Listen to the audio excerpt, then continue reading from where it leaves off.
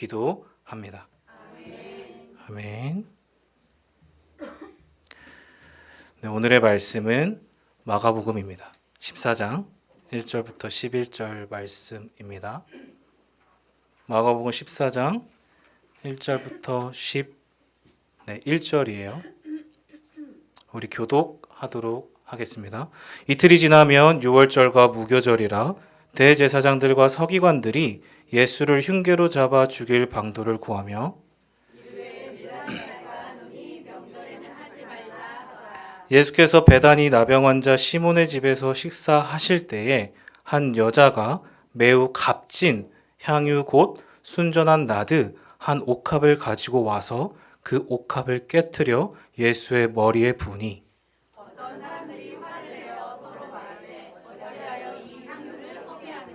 이 향유를 300데나리온 이상에 팔아 가난한 자들에게 줄 수 있었겠도다 하며 그 여자를 책망하는지라.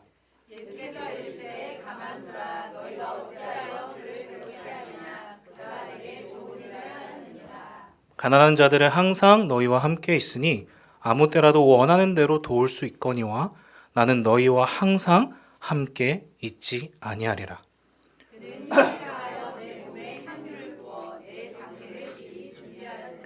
내가 진실로 너에게 이르노니 온 천하에 어디서든지 복음이 전파되는 곳에는 이 여자가 행한 일도 말하여 그를 기억하리라 하시니라.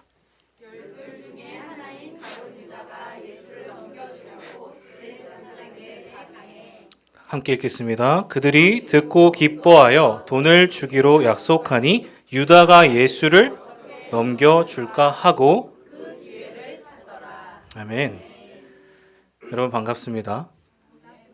맞습니다. 우리 옆 사람 한번 인사해 볼까요? 잘 오셨습니다. 네, 예수님의 이름으로 축복합니다. 네, 오늘은 마가복음 14장을 통해서요. 은혜를 나누고자 합니다. 여러분 먼저 화면을 보시면 이게 무엇이죠? 네, 맞습니다. 여기는 빠져있지만 김혜성 집사님 그리고 허윤정 집사님 감사드려요. 우리 라호부터 화제 인물이 있었습니다. 그게 누구죠? 보이시죠? 임병목 집사님까지 주님이 어떠한 은혜를 주셨는지 우리가 볼 수 있었어요. 저도 참 많은 은혜를 받았습니다. 도전이 되었어요. 왜냐하면 참 많은 소망이 제게 일어났기 때문입니다. 이런 분들이 다음 세대에서부터 계속해서 세워지고 나타나면 어떨까요? 참된 부흥, 개혁이 일어나겠구나. 자연스럽게 하나님의 나라는 확장이 되겠구나. 제 안에 확신이 들었기 때문입니다. 헌신된 사람, 주님께 받은 그 사랑에 감동해서요. 자발적으로 드려지는 삶, 그게 진정한 그리스도인이잖아요. 저는 참 감사했습니다. 이처럼 여러분, 오늘 본문의 이야기는요. 바로 이러한 자신의 전부를 드린 한 여인이 나오고 있습니다. 자, 그게 누구죠? 무명의 한 여인. 저와 여러분은 익히 들어서 알고 있습니다. 향유 옥합, 그 이야기예요. 많이 들어보셨죠? 한 여인이 예수님께 귀한 헌신을 드렸습니다. 그러니 우리도 그러한 헌신을 드려야 한다. 이게 그 이야기의 핵심입니다. 그런데 여러분 한번 생각해 보십시오. 생각해 보세요. 왜 이 여인은요, 그토록 귀한 향유 옥합을 깨트렸을까요? 여러분 깨트린 거는 아는데 왜 깨트렸는지 그 이유를 우리가 알아야 합니다. 여러분 아무 이유 없이 그냥 드린 거예요? 네, 그럴 수도 있습니다. 하지만 그 이유가 분명히 있다는 거예요. 옥합을 드린 이유, 그 이유를 알아야 우리 마음에 와닿을 수 있어요. 그렇죠? 그 이유를 알아야 저와 여러분이 제대로 적용할 수 있고 실천할 수 있다는 거예요. 그래야 우리가 옥합이든 삼합이든 드릴 수 있습니다. 그렇죠? 이해하신 분들은 웃으셨어요. 그래서 오늘은 그 이유를 살펴보고자 합니다. 여인이 왜 예수님께 그러했는가. 감사해요. 자, 오늘 들어가겠습니다. 오늘 말씀 1절입니다. 다 같이요.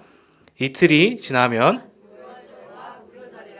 대제사장들과 서기관들이 예수를 흉계로 잡아 죽일 방도를 구합니다.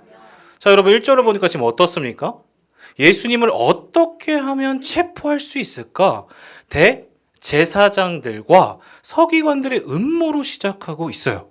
자, 처음이 그렇습니다. 그리고 오늘 본문의 끝이에요. 자, 11절 한번 읽어보겠습니다. 시작. 그들이 듣고 기뻐하여 어떻게 넘겨줄까 하고 그 기회를 찾더라. 자, 여러분 지금 끝절도 보십시오. 어때요? 예수님의 제자 중 누가요? 가룟 유다가 스승 예수님을 팔궁리를 하고 있습니다. 자, 그러니까 지금 돌아가는 그림이 보이세요? 앞과 뒤. 지금 어떤 상황일까요? 1절과 마지막 절이 예수님을 잡아 넘기기 위한 음모로 구성되어 있다. 여러분, 그러니까 이걸 보면 어떤 것을 알 수 있어요? 보통 이 구조를 앞과 뒤가 같으니까 샌드위치. 들어보셨어요? 샌드위치 구조라고 합니다.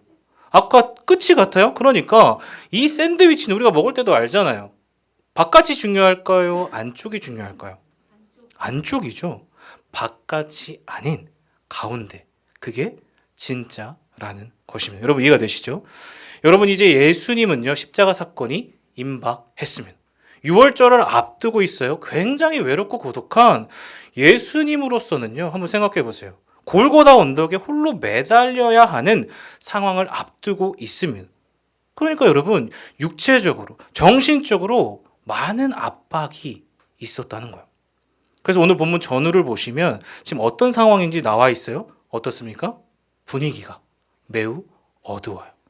긴장감이 있습니다. 곧 무슨 일이 일어날 것 같은 분위기가 흘러요.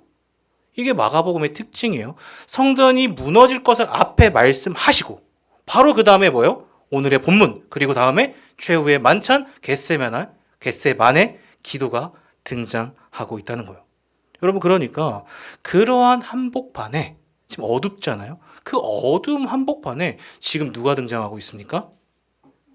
그렇죠. 한 줄기, 잘 이해하셔야 돼요. 한 줄기 빛과 같은 존재, 한 여인이 등장하고 있어요. 예수님의 십자가 마지막 길의 한복판에 비추어지는 여러분 한 줄기 빛과 같은 사건이 뭐예요? 오늘 본문의 사건입니다. 그럼 여러분 이게 얼마나 중요할까요? 너무나도 중요한 이야기예요. 그냥 봐서는 안 돼. 여러분 오늘 본문에 세 종류의 부류가 등장하고 있어요. 3명. 누가 등장하고 있죠? 아까 봤어요. 대제사장, 서기관.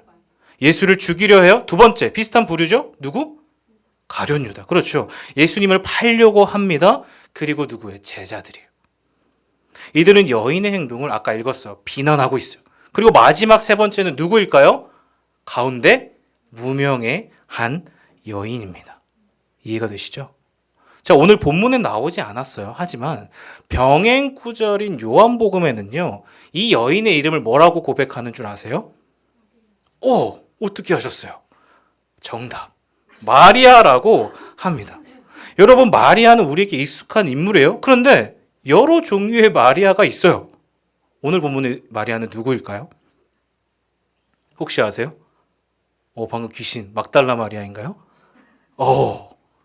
예수님, 저는 열심히 일하는데 쟤는 뭐예요? 가만히만 있어요. 보고만 있어요. 누구죠? 마르다. 그렇죠. 거기에 죽은 나사로가 살아났다네. 나사로가 남매였다는 거예요. 이미 이 본문 이전에도 여러 번 예수님은 이 가정을 방문하셨습니다. 성경에 나와 있어요. 그만큼 이 가정은 어떻습니까? 예수님의 사랑을 듬뿍 받은 가정이에요. 그래서 여러분 예수님이 오늘 이 본문에 이 여인을 이렇게 얘기하세요. 자, 9절입니다. 다 같이 읽어볼게요. 시작.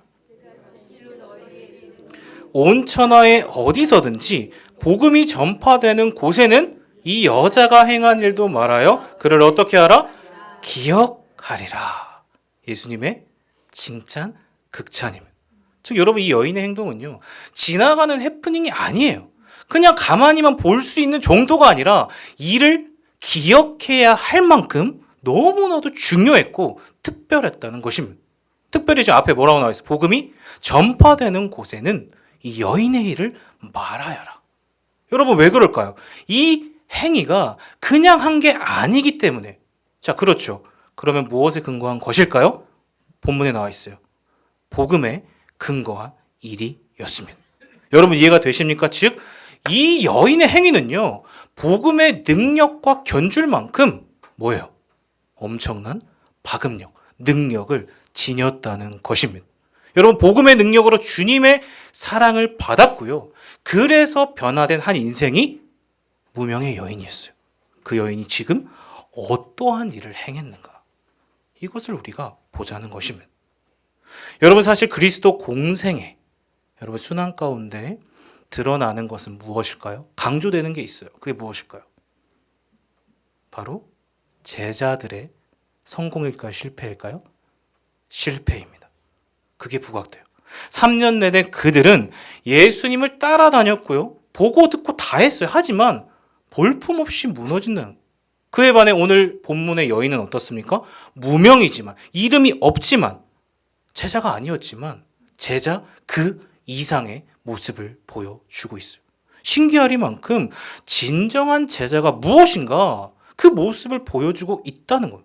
그렇다면 여러분 그 모습이 대체 무엇일까? 그것을 한번 살펴보겠습니다. 자, 이렇게 시작해요. 3절 처음 시작. 예수께서 식사. 자, 지금 누구의 집에 계세요? 나병 환자 시몬의 집입니다. 여러분, 이 사람이 예수님을 초대한 것 같아요. 그러니까 나병이 진행되고 있는 것이 아니라 치유된 것 같아요. 그래서 초대했겠죠. 감사하니까. 그런데 여러분, 예수님은요, 지금 어떤 상황이에요? 십자가를 앞두고 계시다고 제가 얘기했으면. 자, 그런데 지금 그 중간에 지금 무엇을 하고 계세요? 맞아요. 지극히 평범한 집에서 평범하게 식사를 하고 계세요. 그래서 이걸 보니까 성경에서 이러한 그림이 떠오릅니다. 자, 식사와 환대, 잔치 하면 뭐가 떠오를까요? 여호와는 나의 목자시니 내게 부족함이 없으리로다. 왜? 시편 23편은 이렇게 말하고 있기 때문입니다. 다 같이요. 주께서 내 원수의 목전에서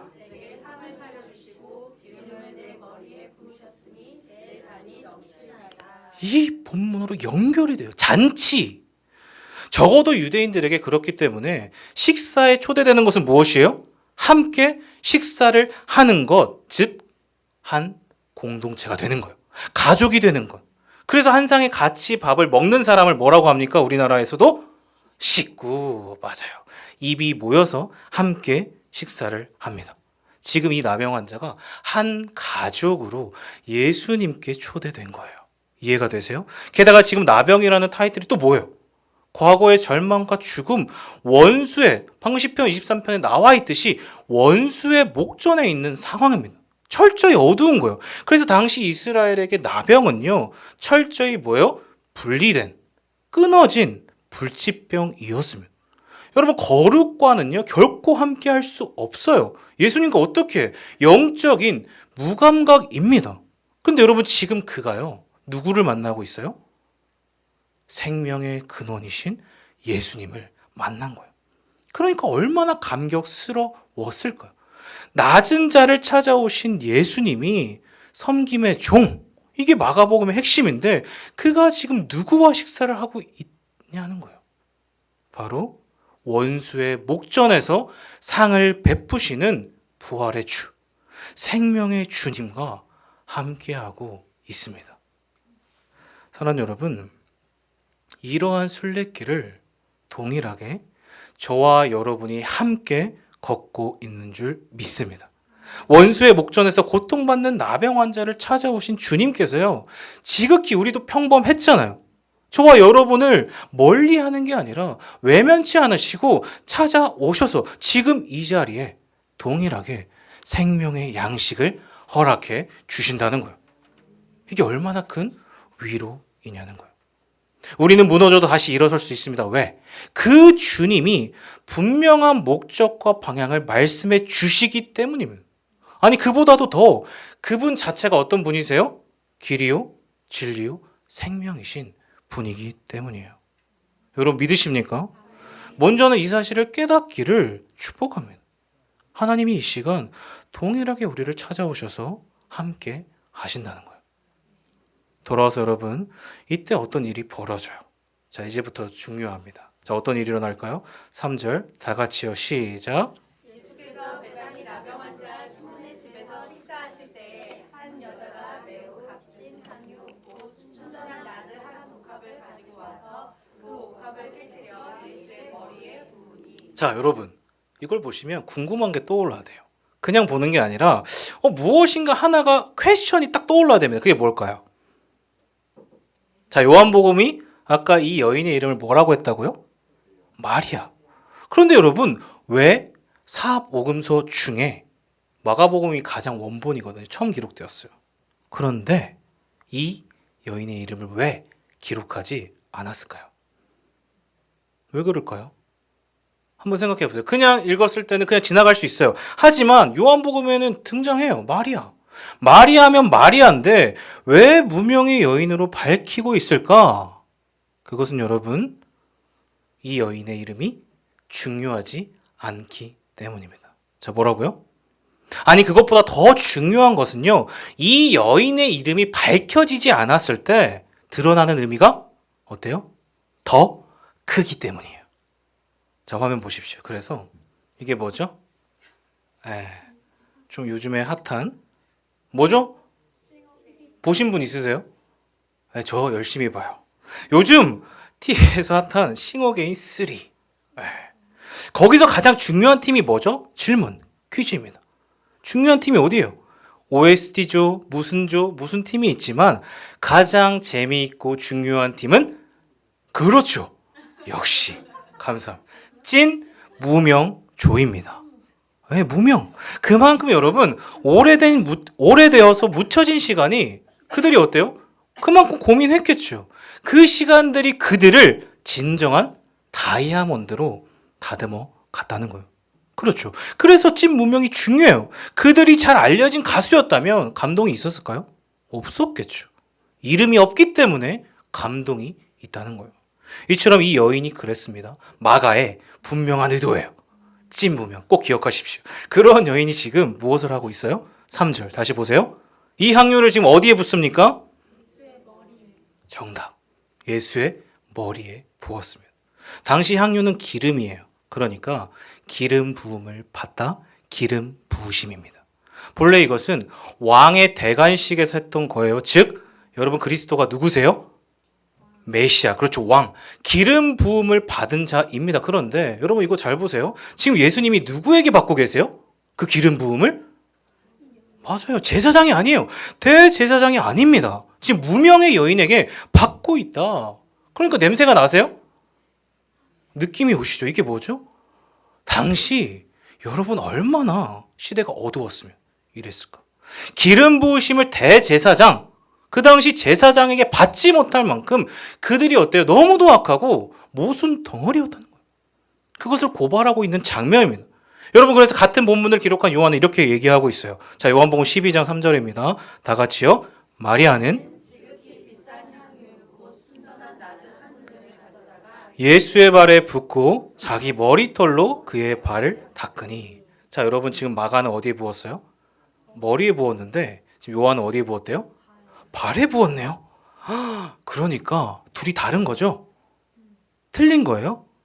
마가는 맞고 요한은 틀린 걸까요? 질문하셔야 돼요. 아니라는 거예요.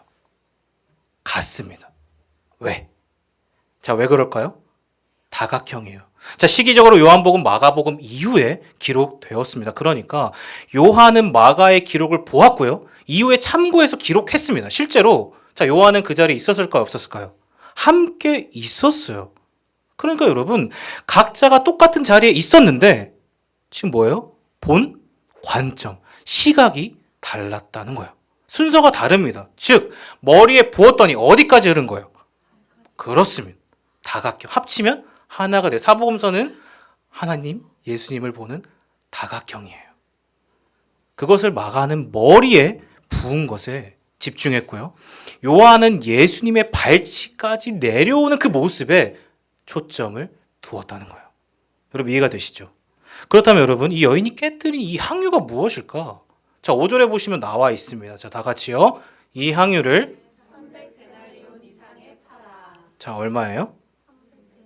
그렇습니다. 여러분 당시 1데나리온은 얼마였을까요? 많이 들어보셨죠? 하루? 맞아요. 노동자의 품삯, 노동비. 그러면 300데나리온은 얼마죠?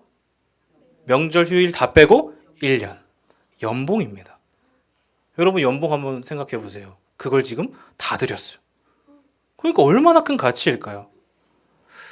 네, 지금 한 분 빼고는 다 와닿지 않으시는 것 같은데 네, 저와 여러분이 버는 1년치 돈입니다. 헌금한 거예요. 자, 하루 10만 원으로 계산해 봅시다. 얼마죠? 300? 10 곱하기 300은 3천만 원. 아직도 와닿지 않으시는 것 같은데 여기 계신 분들은 적어도 1년치 헌금하는 거 어렵지 않으시죠? 네, 하나님께 드리는 거니까 여러분 저는 그런 줄 믿습니다. 대단한 금액이에요. 자, 화면을 보세요. 당시 고대 사회에서 생각해 볼 때 여성의 사회적 위치를 생각해 보세요. 결코 쉽지 않아요. 소외된 자. 여러분 이것은 집안 대대로 내려오는 가보, 특별한 일을 위해 사용되었어요.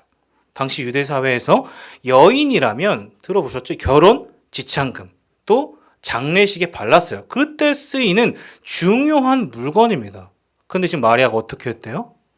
이것을 깨뜨렸다는 거예요. 여러분 또 잘 생각해 보십시오. 이 여인이 넉넉했을까요? 아니에요. 결코 넉넉한 형편이 아닙니다. 왜? 지금 보이시죠? 그가 살았던 장소가 어디입니까? 베단이에요. 이곳은 예루살렘의 도시 한복판이 아니라 보이시죠? 변두리, 외곽임. 게다가 이 뜻이 그걸 증명해요. 베다니가 뭐죠? 가난한 자, 고통받는 자들의 집입니다. 그러니까 이 여인에게 향유는 결코 작은 게 아니에요. 전 재산이에요. 그런데 여러 개가 아닌 오직 하나를 꺼내어서 몇 방울을 떨어뜨린 정도가 아니라 전부를 깨뜨렸다는 거예요. 여러분 깨뜨린 게 중요합니다. 깨뜨렸다는 포인트가 있어요. 그런데 문제가 지금 어떻습니까? 이러한 아름다운 모습, 우리는 들어서 알잖아요. 아름답다. 그런데 이러한 모습을 모두가 반겨주지 않는데 문제가 있어요. 자, 지금 옆에서 어떻습니까? 난리가 났어요. 그게 4절입니다. 다 같이요. 어떤 사람들이 화를 내어 서로 말하되 어찌하여 이 향유를 허비하는가. 자, 지금 이 여인의 행위를 이 사람들이 뭐라고 해요? 낭비로 본 거예요. 그렇죠? 그렇다면 그 이유가 무엇일까? 자, 5절에 또 나와 있습니다. 다 같이요. 이 향유를 300데나리온 이상에 팔아 가난한 자들에게 줄 수 있었겠구나 하며 그 여자를 책망하는지라. 아멘. 여러분 이들의 반응이 어때요? 언뜻 들으면 맞는 것 같으면 사실 저와 여러분 이 본문을 많이 들어봤기 때문에 잘못된 거라고 알고 있어요. 선지식이 있죠. 하지만 겉으로 봤을 때는요. 결코 이상한 게 아니에요. 자, 왜 그럴까요? 유대인들의 문화가 그래요. 6월절 지금 전후잖아요. 이 전후에는요. 반드시 뭘 했을까요? 구제하는 일을 했습니다. 가난한 자들을 돌봤어요. 그래서 여러분 이들의 반응은 율법에 근거한 정당한 뭐예요? 행위였다는 거예요. 분노. 당연한 거예요. 그래서 여러분 어떤 상황이나 여러분 잘 들으십시오. 사건이나 어떤 것이든 어떠한 관점으로 보는지가 중요합니다. 자, 뭐라고요? 돈의 액수, 물질의 가치로 볼 것인가? 아니면 가치의 의미로 볼 것인가? 자, 그래서 어떤 것은 돈으로 따질 수 없는 게 있습니다. 자, 그게 무엇일까요? 예를 들면 이런 거죠. 저희가 섬기는 주일학교 어때요? 돈으로 환산할 수 있을까요? 없어요. 이들을 섬기는데 자, 인풋 대비 아웃풋이 중요합니까? 대답이 없으신데? 아니죠. 그저 그들은 받고 받을 만큼 자격이 충분해요. 저는 그렇게 믿습니다. 초신자들 어때요? 처음 신앙생활 하는 사람은 지금 어떻습니까? 말할 것도 없어요. 이들이 교회에 처음 와서 무엇을 보겠냐는 거예요. 아, 너는 좀 기다려. 너희는 나중에 일단 내 것 좀 먹고 나중에 챙겨줄게. 이런 분들 있으세요? 없어요. 만약 그렇다면 그런 교회는요, 절대 부흥할 수 없습니다. 베풀어야 돼요. 나누어야 합니다. 왜? 생명의 가치는 돈의 액수로 환산할 수 없기 때문입니다. 그러니까 여러분, 우리 아이들 너무 귀하지 않아요? 청년들도 있어요. 여러분, 이 영혼들이 다음 세대 한국 교회를 짊어질 기둥인 줄 믿습니다. 더 주셔도 돼요. 그러면 하나님이 채우신다는 거예요. 여러분 믿으시죠? 하나님의 비전에 흘려보낼 줄 아는 사람에게 하나님은 하늘의 창고를 여실 줄 믿습니다. 이게 무엇일까요? 왕의 재정, 하나님 나라의 재정 원리라는 거예요. 배가의 원리. 베풀면 흘려보낼수록 하나님이 채워주시는 거예요. 그런데 여러분 지금 주변 사람들은 어떨까요? 제자들은 이것을 못 보는 거예요. 여러분 보십시오. 야단만 치고 있으면 책망했더라. 왜? 그들은 이것을 무엇으로 봤어요? 낭비로 보았기 때문이에요. 여러분 그들의 기준은 어떻습니까? 그게 맞아요. 율법에 근거했기 때문에 여기에 가장 앞장선 사람이 누구예요? 제자들 중에 누구죠? 가룟? 유다. 계산이 빨랐습니다. 돈을 좋아했어요. 겉으로는 여러분 가난한 자들에게 줄 수 있었을 것이라 라고 하지만 실제로 그럴까요? 아니라는 거예요. 자, 요한복음 12장 6절에 이렇게 나와 있어요. 다 같이요. 이렇게 말하면 그는 도둑이라. 거기 넣는 것을 훔쳐. 아니라는 거예요. 자, 그리고 그가 어떻게 할까요? 자, 마가복음 14장 11절 다 같이요. 그들이 듣고 기뻐하여 유다가 자, 유다의 모습입니다.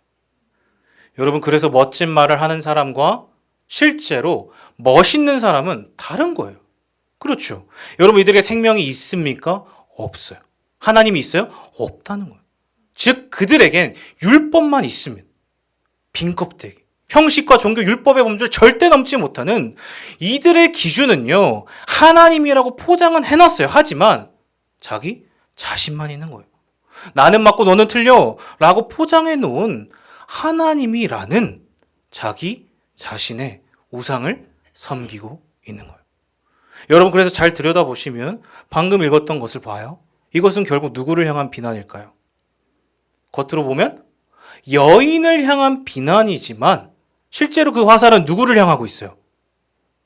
예수님을 향하고 있다는 거예요. 자, 그렇지 않습니까? 주님, 여인은 그렇다 쳐도요. 어떻게 당신이 그럴 수 있습니까?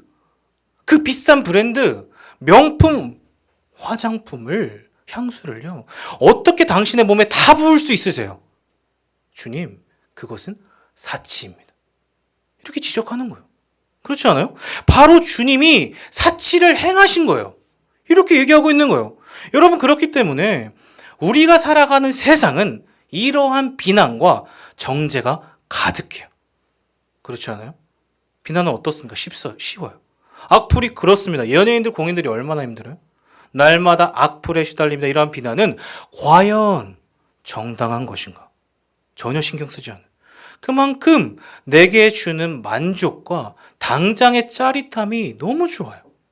그렇기 때문에 여러분 이러한 비난은 소리 없는 폭력과 살인과 같다는 거예요. 그래서 많은 심리학자들이 이렇게 얘기해요. 한번 들어보세요. 주로 어떤 일에 열을 내고 비난을 잘하는 사람은 자 한번 스스로를 돌아보십시오. 그 심리적 구조가 실제로 자신의 이중성을 가리고 있다. 여러분, 누군가를 비난하길 즐겨하는 사람은 상대방이 진짜 잘못을 한 것도 있을 거예요. 하지만 그보다 더 깊은 의도가 무엇일까요? 자신의 모순과 자기에게 있는 거짓을 가리기 위해서 그렇다는 거예요. 지금 누가 그렇습니까? 제자들이. 예수님과 3년 내내 함께했던 제자들이 그랬다는 거예요. 그렇다면 저와 여러분은 어떨까요? 다시 한번 질문해 볼게요. 저와 여러분은 어떠세요? 하지만 여러분, 이러한 제자들과 달리 지금 예수님의 평가가 어떨까요? 오늘 말씀의 제목이죠. 자, 오늘 보면 6절이면 다 같이요. 시작. 예수께서 이르시되 가만두라. 너희가 어찌하여 그를 괴롭게 하느냐. 그가 내게 좋은 일을 하였느니라. 사랑하는 여러분, 주님은 언제나 옳으신 줄 믿습니다. 그러니까 중요한 것은 세상이 아니에요.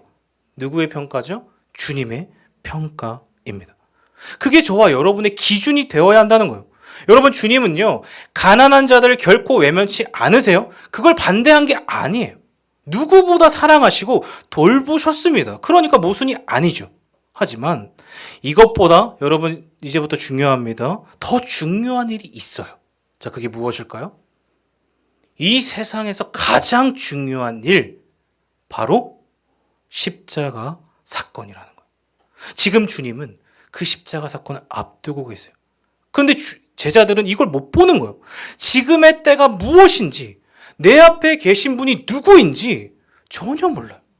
그래서 여러분, 진정한 지혜가 무엇일까요? 진정한 때를 알고 진정한 믿음의 대상을 아는 것입니다. 그래서 전도서 12장 1절 2절이 이렇게 얘기합니다. 다 같이 한번 읽어볼게요. 시작. 너는 날이 이르기 전에 가깝기 전에 해와 빛과 달과 별들이 어둡기 전에 비 뒤에 구름이 다시 일어나기 전에 그리하라. 여러분, 분명히 그렇죠. 분명한 심판의 때 창조주 하나님을 기억하는 것, 이것이 지혜인 줄 믿습니다. 그래서 주님이 이렇게 얘기하시는 거예요. 자, 오늘 본문 7절 이렇게 얘기하세요. 다 같이요. 가난한 자들은 너희와 함께 있으니 아무 데라도 원하는 대로 올 수 있거니와 나는 너희와 항상 함께 있지 아니하리라. 자, 그렇죠. 여러분, 주님의 때가 무엇입니까?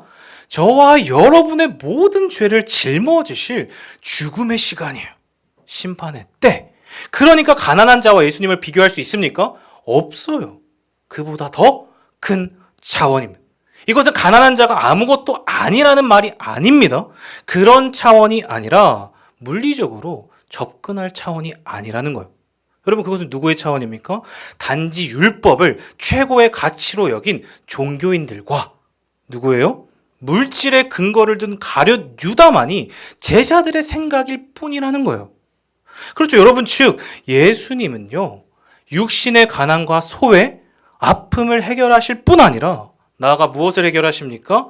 우리의 죽은 영혼을 살리실 생명의 주, 부활의 주님이시라는 거예요. 여러분, 이걸 몰랐어요. 제자들은 예수님을 가난과 그저 정치적인 해방만을 이루실 분으로만 보았다는 거예요. 그런데 어떻게 여러분, 이들이요, 그 영혼의 가치, 이 세상 최고의 가치를 보겠냐는 거예요. 절대 못 봐. 그들의 눈이 가리워져 있습니다. 그래서 여러분, 다니엘 기도에서도 이런 이야기가 있었어요. 혹시 기억나세요? 사도행전, 사복음서는 무엇일까요? 어떤 이야기? 죽이는 이야기, 살리는 이야기? 살리는 이야기. 말씀이 흥황하여 넘쳐 흘러가리라. 그 생명의 스토리를 보지 못하는 거예요. 그들은 완전히 육신의 생각에만 집중되어 있습니다. 하지만 여러분, 주님은 거기에 갇혀 있을 수 없어요. 그렇잖아요. 주님은 빈 껍데기가 아닌 생명 그 자체이십니다. 그래서 예수님은 그 문제를 넘어 영혼의 가난을 태초부터 시작된 창조주와의 단절이죠. 죄로 인한 죽음의 상태를 해결하길 원하셨어요. 여러분, 믿으십니까? 원초적인 영혼의 회복이에요. 그 주님의 단 한 번뿐인 신의 시간표. 여러분, 그게 있었기 때문에 저와 여러분이 여기에 있다는 거예요. 그러니까 지금 이게 얼마나 중요한 시간일까요? 인류 역사에 단 한 번 있을 카이로스의 시간, 하나님의 시간표. 우리를 위한 하나님을 향한 이 땅에서의 최고의 가치인 줄 믿습니다. 그래서 이 무명의 여인은요, 여기에 나의 시선을 두리라 초점을 둔 거예요. 십자가 앞에서 그가 할 수 있는 최고의 가치를 드린 것입니다. 그래서 예수님은 이 여인을요, 이렇게 평가하고 있습니다. 자, 6절 다 같이요. 예수께서 이르시되 가만두라. 너희가 어찌하여 그를 괴롭게 좋은 일을. 자, 어떤 일을 했대요? 좋은 일. 자, 이 좋은 일이 중요합니다. 이 좋은 일이라는 말의 뜻은요. 자, 토브. 뭐라고요? 토브의 70인 영이에요. 똑같아요. 그러니까 무엇일까요? 하나님이 사람을 처음 만드실 때 하셨던 인류 최대의 고백과 같다는 거예요. 심히 좋았더라. 누가요? 이 무명의 여인이 그 하나님의 형상을 완전히 회복한 거예요. 여러분 이해가 되시죠? 그래서 신학자 요아킴 예레미야스라는 분이 있어요. 모르셔도 돼요. 이 부분을 이렇게 얘기했어요. 자, 들어보세요. 이 좋은 일의 진정한 뜻은 원래 하나님이 창조한 원래의 자리, 인간의 처음 창조의 아름다움이 망가진 인간성이 회복되는 것이다. 그래서 하나님을 경배하는 그 자리가 가장 적절한 아름다움이다. 자, 이게 누구였어요? 무명의 여인이었다는 거예요. 여러분 이것은 구약의 성경과 연결이 돼요. 엄청난 의미입니다. 구약 성경 민수기에서 그 의미가 연결되고 확실해져요. 자, 보겠습니다. 민수기 5장 18절 다 같이요. 여인을 여호와 앞에 세우고 그의 머리를 풀게 하고 기억나게 하는 소재물 곧 의심의 소재물을 그의 두 손에 두고 제사장은 저주가 되게 할 쓴물을 자기 손에 들고. 자, 여러분 보십시오. 계속 띄워주세요. 여인을 누구 앞에 세워요? 여호와 앞에 세우고. 여러분 민수기 전후를 보시면 이 여인은 죄를 지은 여인이에요. 여러분 그러니까 이 죄인의 속죄를 위해 무엇을 해라? 자신의 머리를 하나님 앞에 풀으라는 거예요. 이게 속죄의 율법입니다. 즉 여러분 당시 머리를 푼다는 것은 그런 의미예요. 나는 죄인입니다. 그 고백. 저만 전율이 흐르는 것 같아요. 그러니까 여러분 지금 무명의 여인이요. 옥합을 가지고 와서 예수님께 부었다. 머리털을 풀어 닦았다. 이게 무슨 의미일까? 엄청난 의미라는 거예요. 나는 죽을 수밖에 없는 죄인이었지만 여러분 용서받을 수 없는 죄인이지만 주님 당신의 용서와 긍휼로 구원받은 백성이 되었습니다.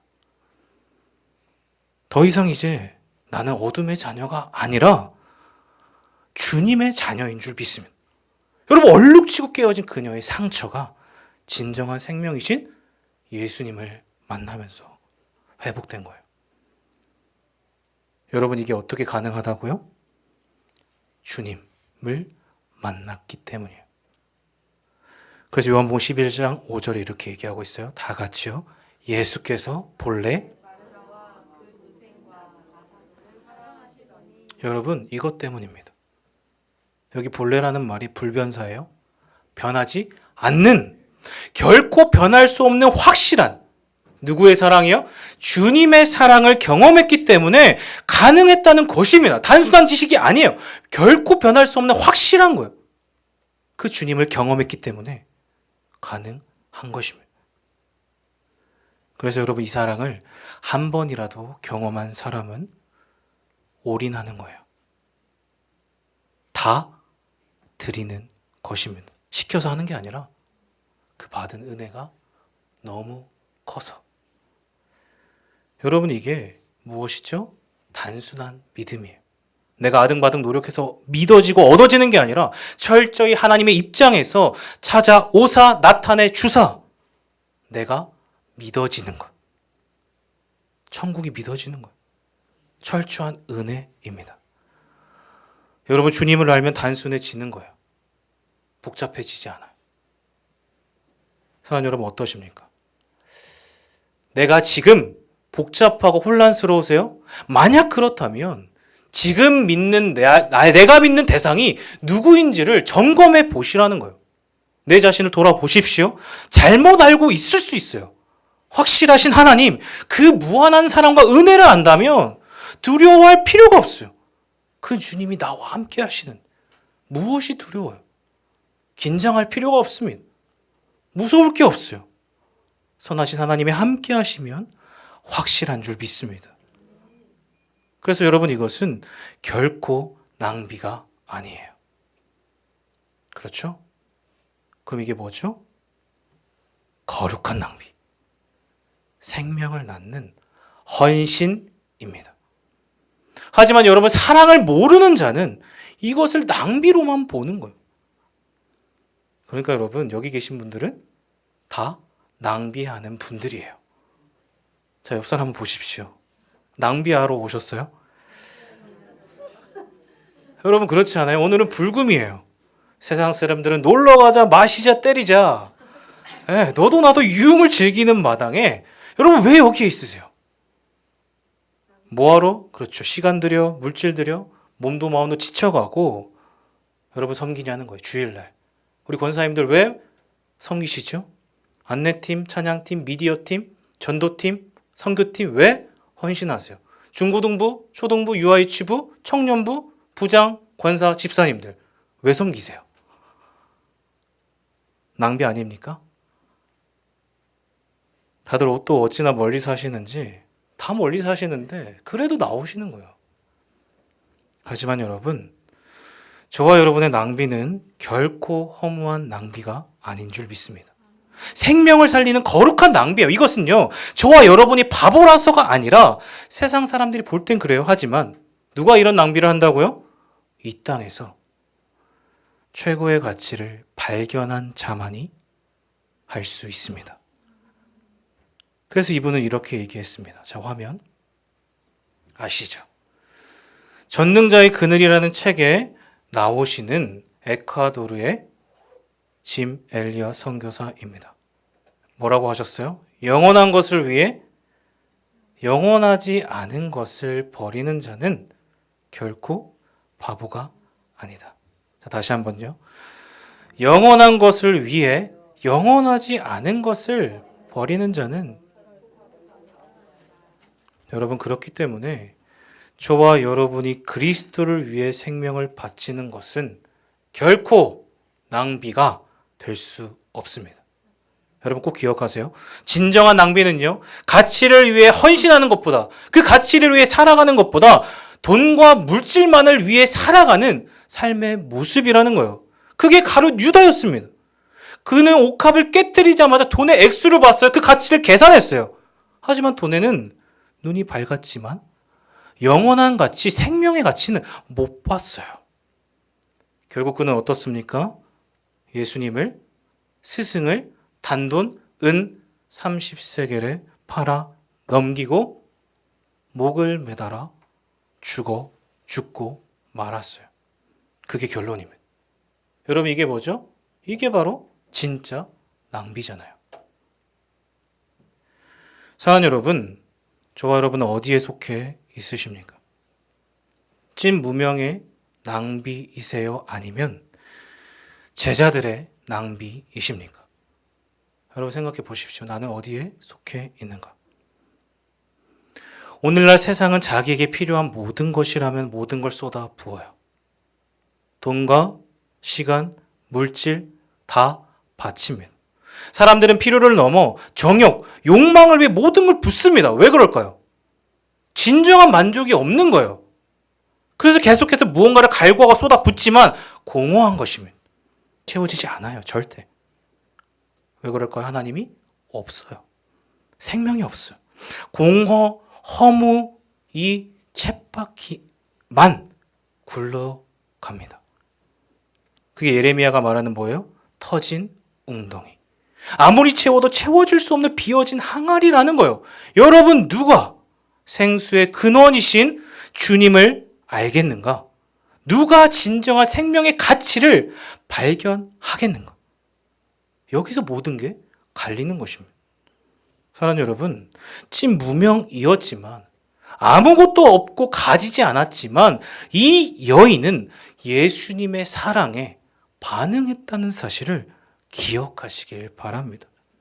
여러분, 이게 뭐예요? 바로 신앙의 핵심이에요. 이 여인에게 그게 있었어요. 바로 창조주 하나님과의 연결고리, 예수님과의 친밀함, 그게 있었어요. 그래서 오늘 말씀 8절에 주님은 이렇게 얘기하십니다. 8절 다 같이 읽어볼게요. 시작. 그는 힘을 다하여 내 몸에 향유를 부어 내 장례를 일이 준비하였느니라. 자, 어떻게 했대요? 힘을 다했습니다. 왜요? 이게 사랑의 특성이에요. 사랑하면 그냥 하는 것입니다. 불끈불끈 막 힘이 샘솟아요. 여러분 반대로 계산하면 어떨까요? 아무것도 없는 거예요. 신앙생활은 계산이 아닙니다. 사랑이 없으면 그렇게 돼요. 여러분 형식만 남는 거예요. 그럼 재미가 없어. 내가 살아가는 섬김이 의무감만 있는 거예요. 그래서 너도 나도 뭐 어떻게 되죠? 번아웃. 갑자기 사라져요. 계시다가 사라졌어? 지치신 거예요. 사랑이 없기 때문에 힘든 거예요. 그래서 여러분 우리가 가정이나 직장이나 교회에서 어떻습니까? 정말 대충 하는 사람과요. 진정 사랑으로 하는 사람은 다른 거예요. 구분이 돼요. 그게 어떤 고백이죠? 추수감사절의 고백이었어요. 저는 그게 너무 감동이었어요. 초등부의 섬김을 위해 하나님 아버지의 마음으로 여긴 안 계시지만 전심으로 사랑하겠다. 여러분 참 감동이 되지 않으세요? 여러분 다음 세대 전 부서에 그러한 헌신이 있길 소망합니다. 여러분 아멘 하셨어요. 그렇죠? 그러면 중고등부, 청년부 절실합니다. 네. 그래서 마지막으로 요한복음 12장 3절은 이렇게 고백합니다. 다 같이요. 마리아는 비싼 향유 곧 순전한 나드 한 근을 가져다가 예수의 발에 붓고 자기 머리털로 그의 발을 닦으니 향유 냄새가 집에 가득하더라. 자, 어떤 냄새가 가득해요? 언제? 깨트렸을 때. 여러분, 깨트리지 않으면 주님의 향기, 복음이 드러날 수 없어요. 우리가 죽어야 하나님의 미랄이 되어야 할 수 있습니다. 십자가를 깊이 경험한 사람이 할 수 있다는 거예요. 왜요? 이것은 지식이 아니기 때문에. 경험이에요. 그 사랑을 깊이 경험한 자만이 할 수 있습니다. 그렇기 때문에 여러분, 이 여인의 낭비는요, 시대가 흘러도 저와 여러분들에게 오늘날까지 흘러오고 있는 거예요. 그 향유 냄새가 온 집에, 온 열방에, 지금 이 자리에 가득하더라. 진한 향기가 되어서 흘러오는 거예요. 여러분, 완전히 깨어질 때 향기가 나는 줄 믿습니다. 사랑하는 여러분, 부디 바라기는 이 여인의 모습을 회복하시길 바랍니다. 주님 앞에서 찐 무명의 여인처럼 진정한 사랑의 고백이 넘쳐나시길 진심으로 축복합니다. 외롭고 소외된 자를 찾아 이 땅에 오신 주님이 그렇게 나를 찾아오신 거, 이 자리에 계세요. 그 사랑 앞에서 저와 여러분이 어떻게 반응해야 될까요? 어떠한 마음으로 여러분 있으셔야겠어요? 아무것도 필요한 게 없어요. 그저 엎드려서 눈물로 감사의 고백으로 죄인된 모습으로 나 일주일 동안 지었던 나의 모습을 돌이키시는 그러한 주님의 사랑을 경험하시는 은혜가 있기를 축복합니다. 더 이상 종교인의 모습이 아닌 예배자로, 낭비가 아닌 사랑으로 날마다 승리하시는 복된 모두 되시길 예수님의 이름으로